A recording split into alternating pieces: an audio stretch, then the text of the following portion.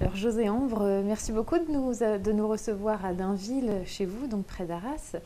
On va retracer un petit peu votre parcours, hein. Vous êtes un peu le chantre du patois, ou de la langue picarde.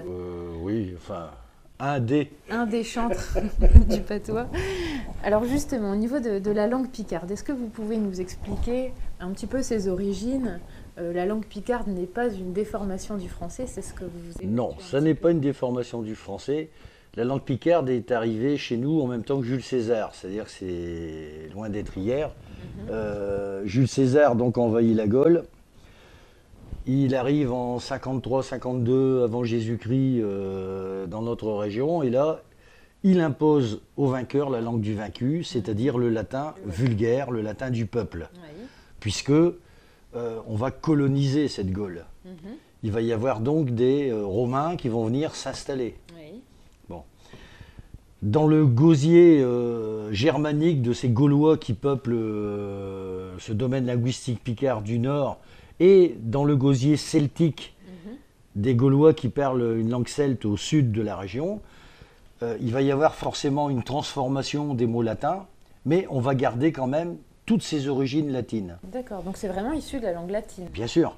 Quand on dit une glène pour dire une poule, c'est du latin gallina, qui va donner gallinacé en français moderne. Quand on dit un cas pour dire un chat, c'est pas du français déformé.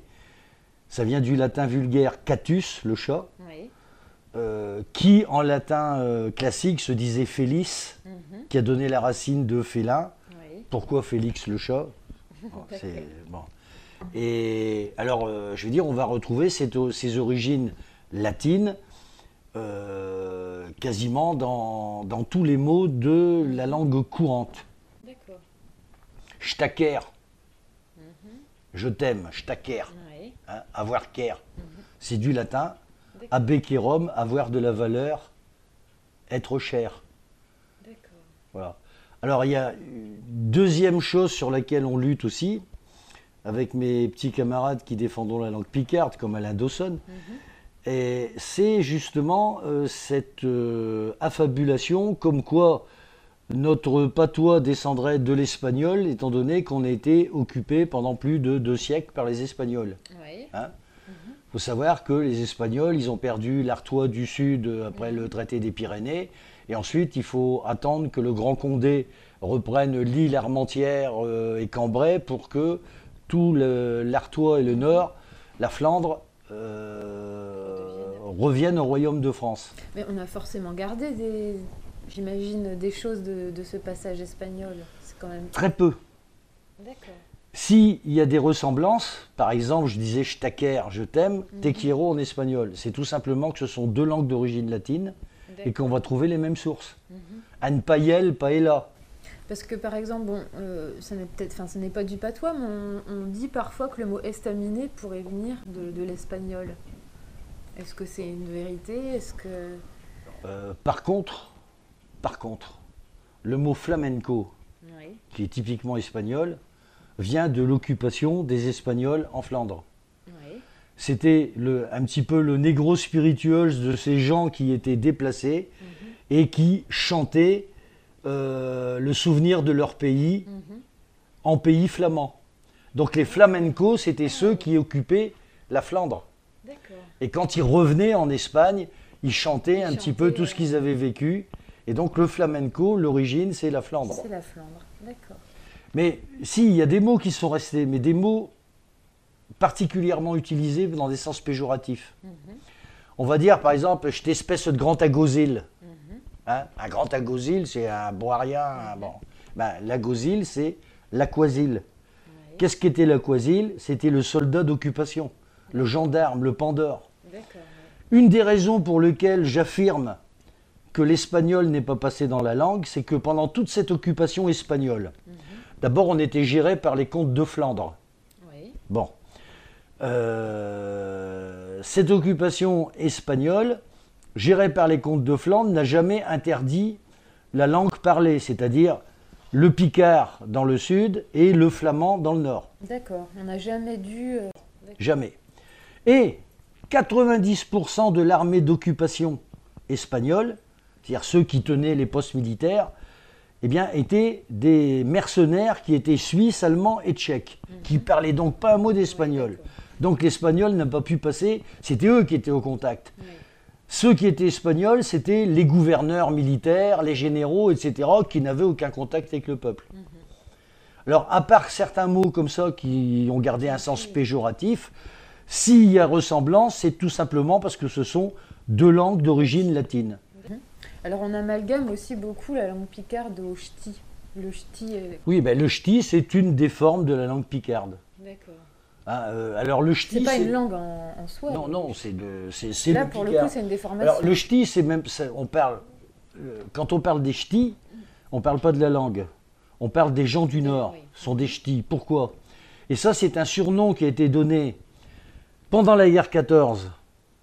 Les gens du Nord qui se retrouvaient ensemble dans les tranchées et qui disaient ch'tial, ch'tichi, chémi, chéti, ont été surnommés par les gens de l'extérieur du nord de la France les ch'timis, parce que c'est plein de ch'tis et de mi.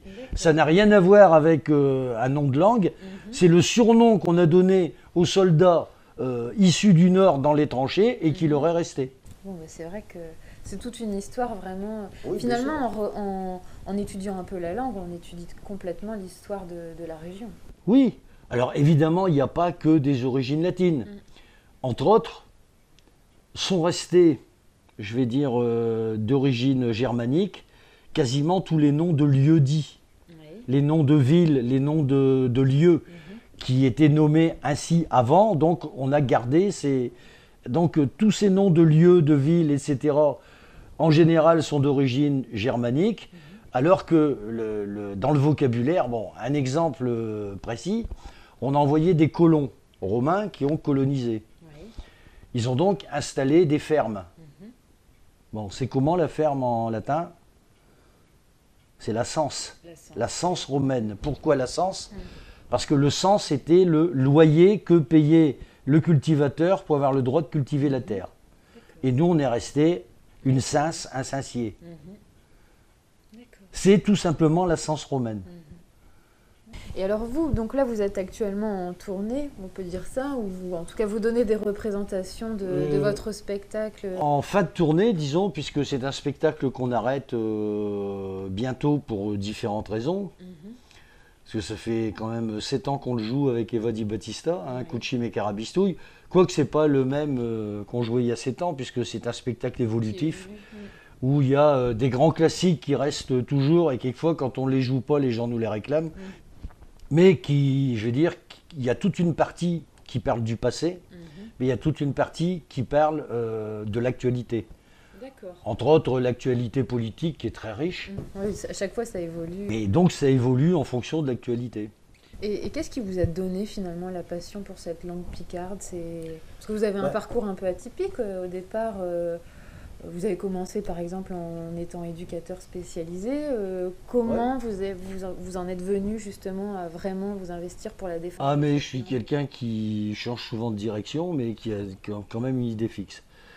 En fait, le problème, c'est que je suis tombé dedans quand j'étais tout petit.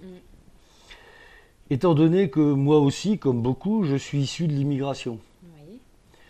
J'ai un grand-père qui était ouvrier semeinier agricole et qui venait d'Espagne. Et qui venait louer ses services 6 mois par an dans un village qui s'appelle Équerde, à côté de Saint-Omer.